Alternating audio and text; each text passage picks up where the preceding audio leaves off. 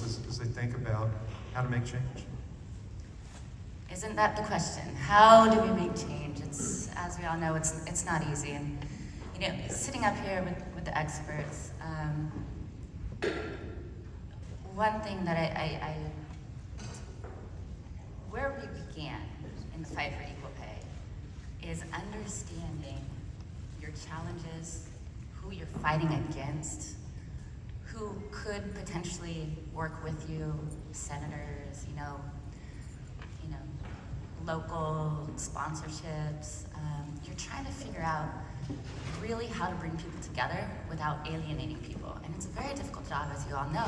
So if you're using, you have to get to know people. You have to study the topics, understand them. You have to make relationships with congressmen and women and senators. But even before all that, before you get to that stage, you have to believe in it. You have to have it in your core. You have to believe in what you're doing. And when you really believe in something, you can tell.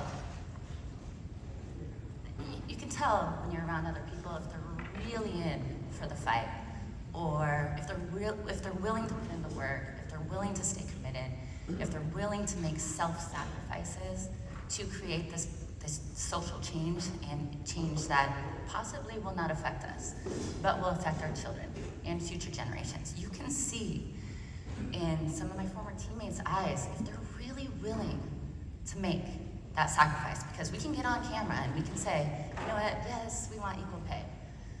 But when it comes right down to it, you have to be willing. If you believe it in your heart and you want it for the future generations, you have to do whatever it takes. And the road hasn't been easy. I was the first athlete in the United States to sue their employer under the Equal Pay Act and Title VII. Title VII is gender discrimination. And when that happened, I was very much pushed out of the soccer world. I gave my life for 20 years to my country.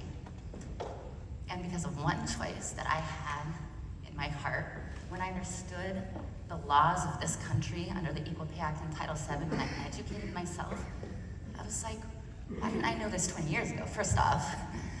But when you actually educate yourself and understand your rights as a citizen, and you kind of look around and you always knew something wasn't quite right, it suddenly becomes a part of you. It became my new fight, my new passion outside of it. Soccer, it was always soccer. And suddenly my passion for fighting for this social change became my only focus, not soccer anymore. And it came with a lot of struggle. I lost a ton of contracts. I lost all my sponsorships that were, for lack of a better word, in bed with US Soccer, the partnerships with US Soccer. It became a mess of entanglement. I don't think sponsors knew where to stand. I was the first athlete. US Soccer wants to be the heroes, acting like they give the most money to any women's team around the world, which they do. It's still not legal what they're doing in the country under the Equal Pay Act and Title VII. So again, my husband, my family, they saw me stressed, they saw me struggling, they saw me alienated from the world in which I gave everything to. We had to read thousands of documents and court documents. So, like I said, you can want social change, but you have to put in the work. So I'm sitting there reading these documents. I felt like I got some sort of attorney degree now, law degree. But you're on the phone, you're doing everything that you can possibly do. So you really have to believe in what you're doing. You have to fight, and you have to be willing to take those sacrifices for others. And when you're in the fight, you see a lot of selfishness, or maybe perhaps people just aren't ready to take on that fight. And that's okay too, because it does take time. And when this fight started back in 2015. It started when I met with some of the NFL Players Association's attorneys, and I brought them on board to represent us for the women's team. They educated us about our rights. Again, this was back in 2015. About 1 week ago, I got my first settlement check from US Soccer, my former employer. So that's about 8 years of a fight.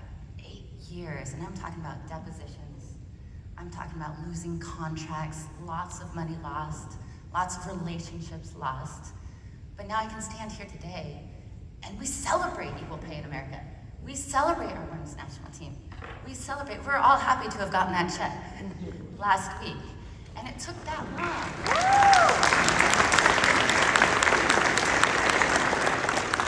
You have to have a great team of people, and what you have going on here is incredible because you have the background, you have the knowledge, you have the support. Obviously, I'm sure when you started it, it was not easy, and people didn't believe in your idea, and perhaps people thought you were crazy. And I've been through all of it. I've been a loudmouth, I've been outspoken, I've been crazy, I've been selfish. You have to have a toughness about you.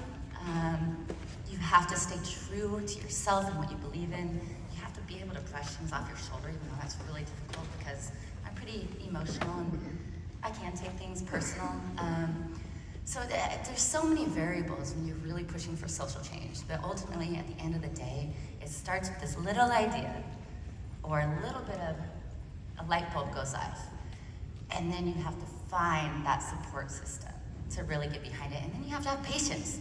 I'm not a patient person. So 8 years later, here we are, and you will no longer see at least soccer players in the United States getting treated or paid less than our male counterparts. And it took almost a decade to get there. Well, I